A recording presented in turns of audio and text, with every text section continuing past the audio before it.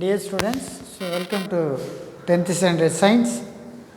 So unit 1 laws of motion. So இயக்க விதிகளை பற்றி தான் லெசனில் பார்க்க போகிறோம். இப்போது the motion of bodies in terms or displacement. Motion அப்படின்னா என்ன சார் அப்படின்னு சொன்னால் டிஸ்பிளேஸ்மெண்ட், இடப்பெயர்ச்சியை தான் நம்ம மோஷன் அப்படின்னு சொல்லுவோம். ஓகேவா? So you have learned about various type of motion in earlier classes. So what are the type of motion? Linear motion, circular motion, random motion. So many different type. Okay.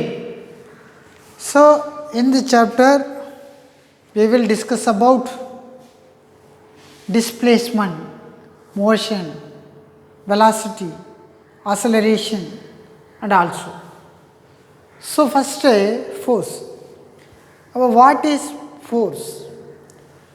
Push or pull acting on the body is called force. ஒரு பொருளை நம்ம இழுக்கிறதுக்கோ R தள்ளுறதுக்கோ பயன்படுத்தக்கூடியதை நம்ம விசை என்று அழைக்கிறோம். அப்போது push or pull acting on the body, அந்த பொருளின் மீது செயல்படக்கூடிய இழு விசையோ அல்லது தள்ளு விசையோ தான் நம்ம விசை என்று அழைக்கிறோம். அப்போது ஃபோர்ஸை பொறுத்து இந்த மெக்கானிக்ஸ் அப்படின்றது என்ன சார் அப்படின்னு சொன்னால் branch of physics, one of the branch of physics the deal with the effect of force on body. ஒரு பொருளின் மீது செயல்படக்கூடிய விசையினுடைய அழுத்தத்தை பற்றி படிக்கக்கூடியது. Deal with effect of force on bodies. The mechanics further classified into statics and dynamics. இப்போ statics அப்படின்னா என்ன சார் அப்படின்னா which are rest under the action of forces. நம்ம ஃபோர்ஸ் அப்ளை பண்ணுவோம், ஆனால் அந்த ஆப்ஜெக்ட் எப்படி இருக்கும்? ரெஸ்ட் பொசிஷனில் இருக்கும். ஃபார் எக்ஸாம்பிள் வால், நான் ஃபோர்ஸ் அப்ளை பண்ணி மூவ் பண்ணுறேன், but wall do not move. ஏன்? ஆனால் நான் ஃபோர்ஸ் அப்ளை பண்ணுறேன், but wall do not move. Which are rest under the action of forces. Force apply பண்ணும்போது அந்த ஆப்ஜெக்ட் ரெஸ்ட்டிலே இருக்கும். Under dynamics which are moving under the action of forces. நான் force apply பண்ணுவேன், அப்போ ஃபோர்ஸ் அப்ளை பண்ணும்போது அந்த ஆப்ஜெக்ட்டு மூவ் ஆகும். அப்போ ஆப்ஜெக்ட் மூவ் ஆச்சுன்னு சொன்னால் டைனமிக்ஸு, ஆப்ஜெக்ட் ரெஸ்ட் அப்படின்னு சொன்னால் statics. So dynamics further classified into the kinematics and kinetics. What is the meaning of kinematics? The motion of bodies without considering causes of motion. Object move ஆகும், ஆனால் இதில் மோஷனுடைய விளைவுகள் இருக்காது. Without considering causes of motion. So kinetics. அப்போ kinetics it means the motion of bodies considering the cause of motion. So இது மோஷனுடைய விளைவுகளை பற்றி படிக்கக்கூடியது கைனட்டிக்ஸ். ஓகேவா? ஸோ இது வரைக்கும் நம்ம லெசனோட இன்ட்ரொடக்ஷன் பார்த்தோம். இப்போ லெசனோட இன்ட்ரொடக்ஷனில் ஃபோர்ஸ் என்ன, mechanics, statics, dynamics, kinematics and kinetics. மெக்கானிக்ஸ்ன்றது branch of physics, deal with the effect of force on bodies. The statics means which are rest under the action of force. And dynamics which are moving under the action of forces. Kinematics, motion of bodies without considering the cause of motion. Kinetics, motion of bodies consider cause of motion.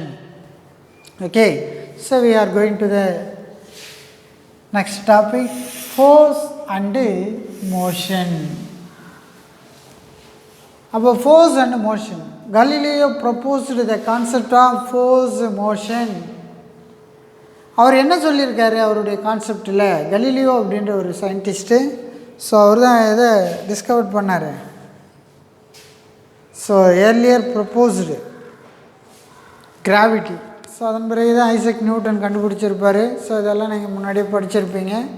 So கலீலியோடைய concept என்ன அப்படின்னா, first point. So இது வந்து ஒரு 4 மாடலில் கேட்பான். Galileo proposed the concept of force and motion அப்படின்னு.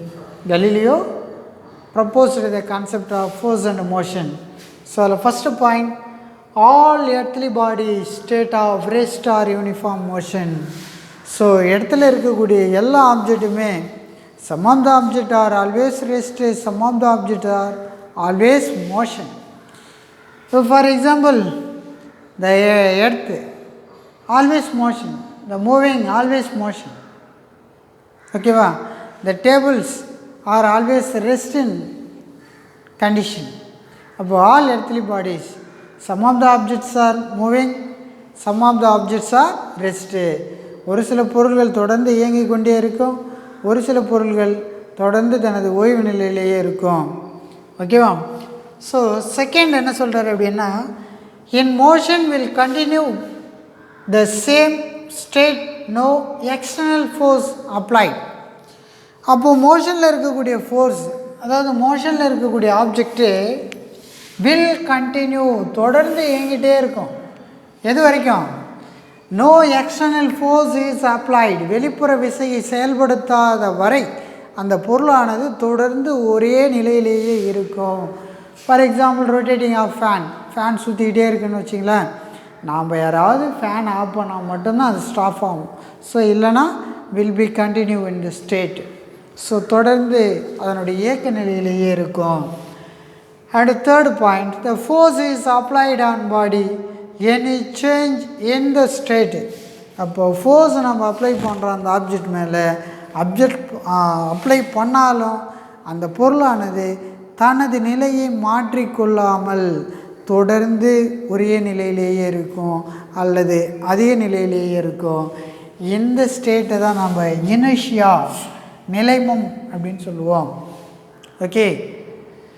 So when dropped from any object any a particular height in vacuum, the size, shape, mass fall at a same rate. For example, so ஒரு plastic பாட்டிலை consider பண்ணுங்கள். So இந்த plastic பாட்டிலில் vacuum பம்பை use பண்ணி, so take a another plastic bottle using the vacuum pump evacuated the air. So இங்கே நான் ஒரு காயின் எடுத்திருக்கேன். ஸோ இங்கே any one of the leaves. Okay. So இங்கே லீவ்ஸ் எடுத்திருக்கேன். Okay. Dropped from particular height. So இந்த பாட்டிலுக்குள்ளே என்ன இல்லை, இப்போது ஏர் இல்லை. ஸோ நான் ட்ராப் பண்ணுறேன். ட்ராப் பண்ணும்போது ரெண்டுமே, இந்த டூ ஆப்ஜெக்ட்டுமே fall at same rate. But ஆப்ஜெக்டோடைய shape, size and mass differ ஆனாலும் சரி, இந்த options of air, so air இல்லை அப்படின்னு சொன்னால் fall all at same rate. ஓகேவா? அப்போ ஏர் இஸ், ஸோ நம்ம இந்த கான்செப்ட்லேருந்து என்ன அண்டர்ஸ்டாண்ட் பண்ணுறோம் அப்படின்னா, air is one of the barrier. ஏர்ன்றது ஒரு தடையை ஏற்படுத்தக்கூடிய ஒரு பொருள். Okay. So next inertia. Inertia அப்படின்னா என்ன சார் அப்படின்னா, நிலைமம். So any change in the state of rest or state of uniform motion by external unbalanced force applied on it. ஒரு பொருளின் மீது வெளிப்புற விசையை செயல்படுத்தினாலும் அப்பொருளானது தனது நிலையை மாற்றிக்கொள்ளாமல் தொடர்ந்து அதே நிலையில் இருக்கக்கூடிய ஒரு நிலையை தான் நம்ம என்னன்னு சொல்கிறோம், இனர்ஷியா, நிலைமம். Any change in state of rest. அப்போ ஒரு பொருளானது ஓய்வு நிலையில் இருக்கிறதோ அல்லது இயக்க நிலையில் இருக்கிறதோ, uniform motion by external applied unbalanced force, வெளிப்புற விசை செயல்படாத வரை அப்பொருளானது தொடர்ந்து அதே நிலையில் இருக்கும். ஃபார் எக்ஸாம்பிள், ஒரு ஃபேன் ரொட்டேட் ஆகிட்டே இருக்குன்னு வச்சா நான் இங்கே ஆஃப் பண்ணால் மட்டும்தான் அது அதனுடைய ஸ்டேட்டை சேஞ்ச் பண்ணும், இல்லைன்னா கண்டினியூவாக அதனுடைய ஸ்டேட்லேயே கண்டினியூ ஆகும். ஓகேவா? The type of inertia. So what are the type of inertia? So inertias are further classified into the three category. So inertia of rest, inertia of motion, inertia of direction. The first one, inertia of rest. So change its state of rest. For example, detached of leaves and the trees. ஒரு மரத்தை detached of flowers, detached of fruits. ஒரு மரத்தில் இருந்து உதிரக்கூடிய detached ஃப்ளவர்ஸாக இருக்கட்டும், R லீவ்ஸாக இருக்கட்டும், R ஃப்ரூட்ஸாக இருக்கட்டும். So இது எல்லாமே எதுக்கு எக்ஸாம்பிள் சார் அப்படின்னு சொன்னால் இனர்ஷியா ஆஃப் ரெஸ்ட்டுக்கு example. And then inertia of motion. அப்போ change in state of motion, இயக்க நிலையில் இருக்கக்கூடிய ஒரு பொருளை தான் நம்ம இனர்ஷியா ஆஃப் மோஷன்னு சொல்லுவோம். we can see the athletics, some of the distance before jumping, some of the distance after jumping. நம்ம ஓடிக்கிட்டே இருப்போம், ஓடிக்கிட்டே இருக்கும்போது ஒரு சில தொலைவு முன்னாடியே நகர்ந்துருவோம், ஒரு சில தொலைவு பின்னாடி போயிட்டு நகருவோம். ஸோ இந்த நகர்வு அப்படின்றது மோஷனுக்கு example. So next inertia of direction. அப்போ change in direction is also called as inertia of direction. You are traveling a car with a sharp tone.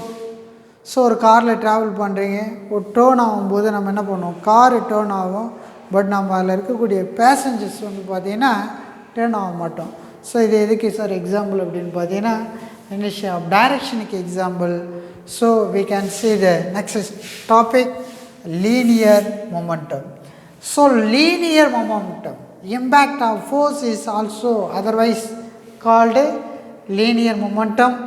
The linear momentum P is equal to mass into velocity. So mass into the product of the linear momentum is defined as the product of mass into velocity is linear momentum. So linear momentum P is equal to m into v. So mass உடைய symbol m, velocity உடைய symbol v, therefore P is equal to mv. So one more question, the SI unit of linear momentum. அப்போ mass உடைய SI unit kilogram, velocity உடைய SI unit meter per second. So momentum P is equal to kilogram meter per second. In இது SI system, in CGS system. So CGS சிஸ்டத்தில் மொமெண்டத்தோடைய SI unit, அப்போ இங்கே கிலோகிராம்னு சொன்னால் இங்கே என்ன வரும், கிராம் வரும், இங்கே மீட்டர் வந்தால் இங்கே சென்டிமீட்டர் வரும், செகண்டுக்கு second. Okay, so remaining topic will be continue in the next video. So thank you all of you.